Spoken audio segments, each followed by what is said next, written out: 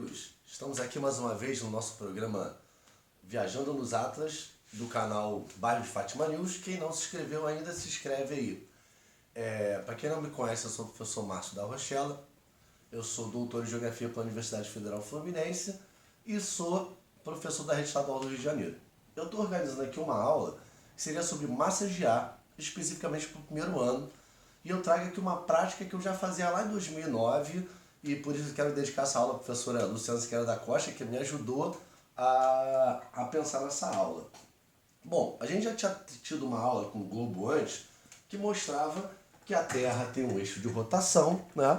E que de acordo com esse eixo, eventualmente ela está mais virada, o hemisfério sul está mais virado para o Sol, eventualmente o hemisfério norte está mais virado para o Sol. E é com isso você tem uma movimentação de massas de ar. Como é que funciona essa movimentação de massas de ar?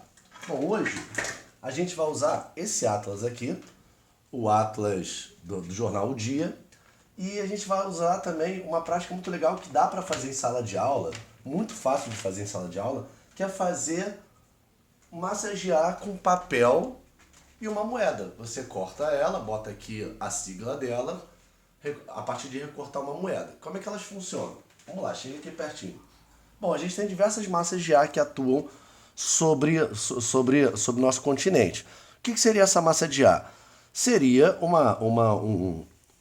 uma parcela da atmosfera que tem um comportamento atmosférico específico, às vezes mais frio, às vezes mais quente, mais seco, mais úmido. Então, sobre o Brasil, nós temos a atuação de 5 massas de ar. A primeira é essa daqui, a massa polar atlântica. Ela está aqui basicamente sobre o Oceano Atlântico e ela faz uma movimentação norte-sul de acordo com a mudança do eixo da Terra, que gera o verão e o inverno no hemisfério norte e no hemisfério sul. Então nós temos a massa polar atlântica, nós temos a massa tropical atlântica, está aqui.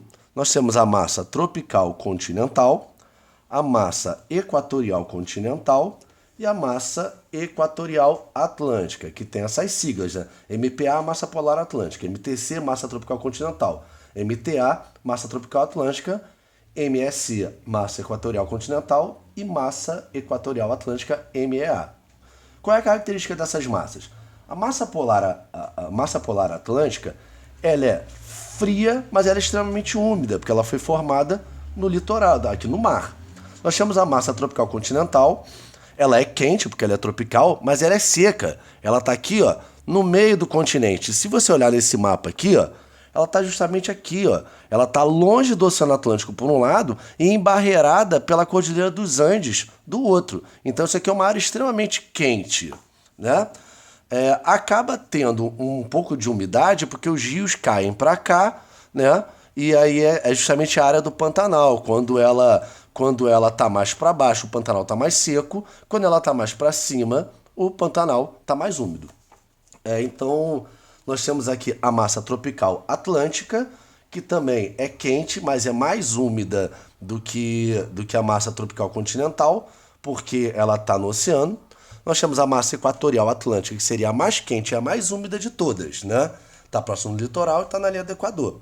E nós temos aqui a massa equatorial continental, que naturalmente seria mais seca e quente. Mas ela não é seca por conta da quantidade de rios que nós temos na bacia amazônica.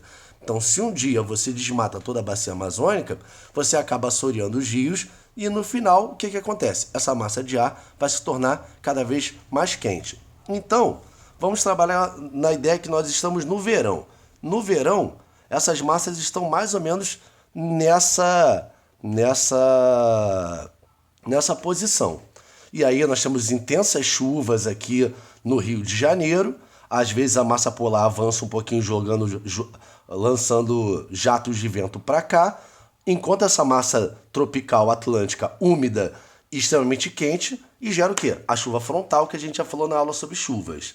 Então, quando chega no inverno, a massa polar avança, essas duas massas são jogadas para cima e você leva uma massa quente e úmida, mas não tão quente quanto essa para o Nordeste, gerando chuvas. A massa tropical continental leva justamente o ar mais quente e mais seco para a Amazônia. Por isso que quando está no verão na Amazônia, eles acreditam que o verão lá é meio que o inverno para eles, porque a massa equatorial continental está ali cheia de umidade e gera muita chuva. É um fenômeno que eles chamam de friagem. A temperatura baixa um pouquinho justamente pela quantidade de chuvas. Então, ao longo do ano, nós temos essa movimentação aqui, né? A massa polar ela está mais retraída no verão, no inverno ela avança e as massas de ar de cima também avançam. Essa é uma prática muito fácil de se fazer em sala de aula. Você com uma moeda, um papelzinho, você consegue fazer e é muito fácil de se entender. Bom, até a próxima aula. Um beijo para todo mundo.